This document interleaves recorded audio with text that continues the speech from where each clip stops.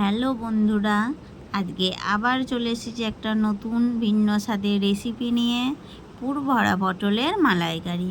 তার জন্য প্রথমে আমি দুধটা গরম হতে দিয়েছিলাম। আমি 1 প্যাকেট দুধ নিয়েছি।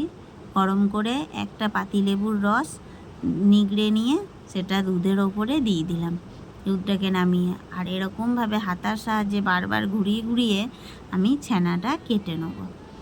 আস্তে আস্তে ছানাটা আমার হচ্ছে, বোঝা যাচ্ছে। ব্যাস, এবার হয়ে গেল ছানাটাকে আমি পুরো ঠান্ডা হতে বা দেবো খানিকক্ষণের জন্য। তারপরে একটা ছাঁকনির সাহায্যে জল ঝরিয়ে নেবো। আর এই ধারে আমি পটলগুলো সুন্দর করে হালকা করে ওপরে একটু খোসাটা তুলে নিয়েছি আর দু মুখ কেটে ভালো করে ধুয়ে জল ঝরিয়ে দিয়েছি। এবার পটলগুলোর আমি ভেতর থেকে শাঁস আর বিষটা বার করে নিয়েছি। আর সামান্য কিছু মশলা, একটু জল ঝরানো ছানা, নারকোল নিয়েছি, ওটা দুধ বার করে নেবো নারকোলের নিয়েছি। এবার কড়াইটা গরম হতে দিয়ে দিলাম। গরম হতে দিয়ে দিলাম সাদা তেল, রিফাইন তেল যাকে বলে, সাদা তেল দিয়ে দিলাম। সাদা তেল দেওয়ার পর দিয়ে দেবো পটলগুলো। আমি হালকা করে নুন হলুদ দিয়ে ভেজে নেবো।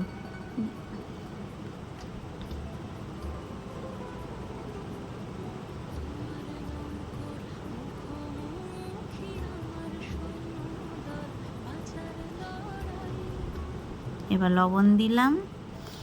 এবার দেবো একটুখানি সামান্য হলুদ গুঁড়ো। এবার একটু ভালো করে নাড়িয়ে নিয়ে আমি দিয়ে দেবো হচ্ছে ঢাকনাটা।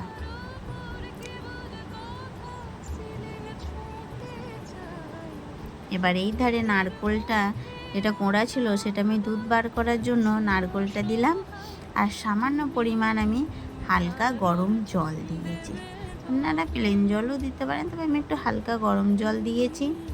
এবার সেটা ভালো করে আর পরে এই ধারে পটলটা আমার নাড়া ভাজা হয়ে গেল এবং ভালো করে উল্টে পাল্টে নিয়ে এবার আমি একটা প্লেটে তুলে নেব।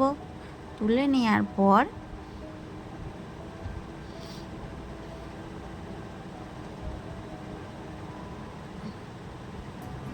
ব্যাস তুলে নিলাম। তুলে নেওয়ার পর ওই তেলেই দেবো কালো জিরে।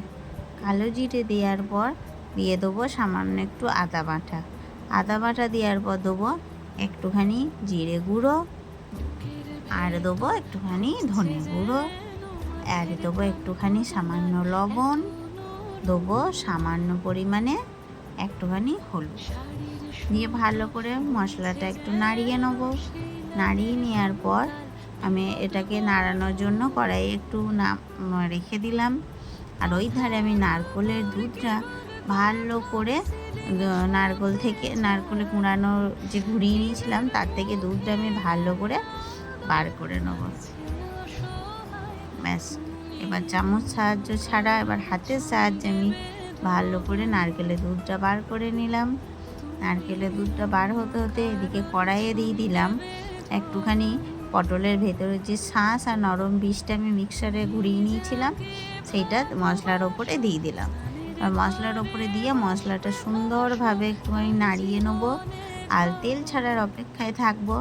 দেখছেন মশলা থেকে তেল ছেড়ে গিয়েছে। এবার দিয়ে দিলাম জল ঝরানো ছানাটা দিয়ে ভালো করে নাড়িয়ে নেব শুকনো শুকনো করে, যাতে পটলের ভেতরে দিলে সেটা পটলের ভেতর থেকে না বেরিয়ে যায়।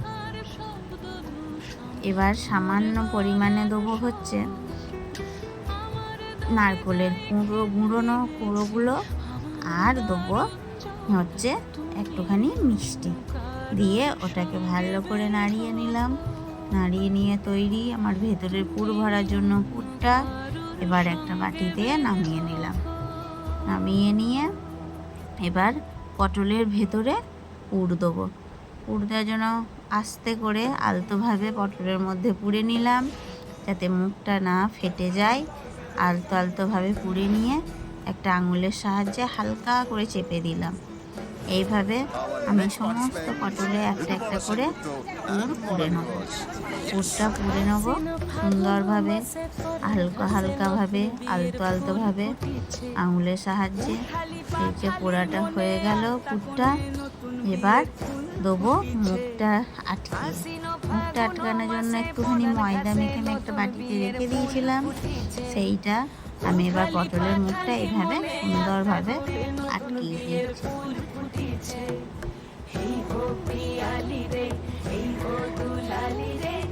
একটা একটা করে সমস্ত পটলের মুখগুলো আমি আটকিয়ে দেবো।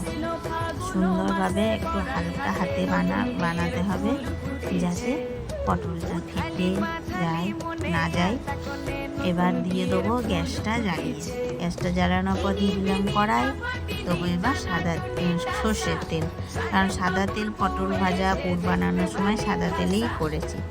এবার দিয়ে দেবো 2টো তেজপাতা, একটা শুকনো লঙ্কা ফাটিয়ে, আর দিলাম গোটা গরম মশলা।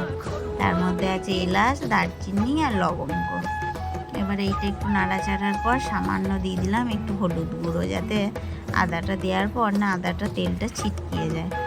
এবার দিয়ে দেবো হচ্ছে আদা বাটাটা দিয়ে ভালো করে নাড়ানো হলে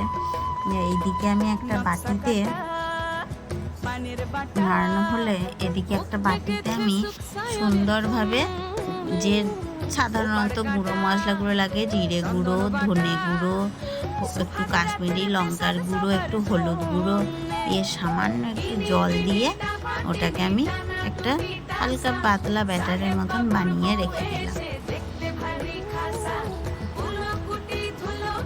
ব্যাস, এই ব্যাটার মিশ্রণটা রেখে দিলাম। এবার দিয়ে দিলাম একটু টমেটো, এটা আমি একটু মিক্সারে ঘুরিয়ে নিয়েছি।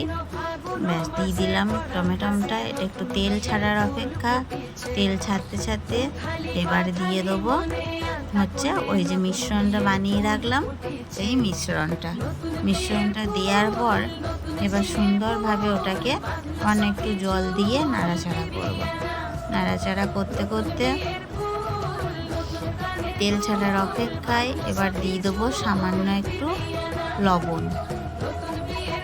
লবণটা দেওয়ার পর আবার একটুখানি নাড়বো যতক্ষণ না তেল ছাড়ে। যেই দেখবো তেলটা ছাড়তে লেগেছে, তখনই আমি যে কাজু বাদাম, পোস্ত আর সর্ষে যে একটুখানি বেটে রেখে দিয়েছি, সেই বাটা মিশ্রণটা এবার দিয়ে দিলাম এই মশলার ওপরে দেওয়ার পর আবার সুন্দরভাবে নাড়াচাড়া করে ভালো করে নাড়াচাড়া হয়ে গেলে দিয়ে দেবো নারকেলের দুধটা দিয়ে আমি আর বেশি জল দিইনি। একটুখানি সামান্য কেউ যদি একটু ঝোল খেতে চায়, সামান্য আর একটু জল দিলেও অসুবিধা নেই, কিন্তু আমি যেহেতু ঝোল বেশি খাবো না, তাই অল্প জল দিয়েছি। এবার জল দিয়ে এটাকে সুন্দরভাবে নেড়ে ঢাকা দিয়ে রেখে দিলাম। এবার ঢাকা খুলে দিয়ে দেবো হচ্ছে সামান্য পরিমাণ মিষ্টি, কারণ আমরা তরকারিতে বেশি মিষ্টি অত পছন্দ করি না, তাই সামান্য পরিমাণ মিষ্টি দিলাম। যে যেমন খাবে সে তেমনভাবে মিষ্টি দেবে। এবার দিলাম গরম মশলার গুঁড়োটা দিয়ে পুরো ভরা পটলের মালাইকারিটা একটু সুন্দরভাবে নাড়িয়ে নিলাম। এবার নাড়ানো শেষ, এবার নাড়ানো হয়ে গিয়েছে। নাড়ানো হওয়ার পর এখানে দিয়ে দিলাম 1 চামচ ঘি দিয়ে সুন্দরভাবে আরেকটু নাড়িয়ে নিয়ে ঢাকা দিয়ে রেখে দেবো 5 মিনিটের জন্য। ঢাকা খুলে তৈরি আমার পুর ভরা পটলের মালাইকারি। ব্যাস, এবার একটা প্লেটে তুলে নিচ্ছি সকলকে পরিবেশনের জন্য। কারো যদি ভালো লাগে এই একটা লাইক সাবস্ক্রাইব করে দেবেন চ্যানেলটিকে।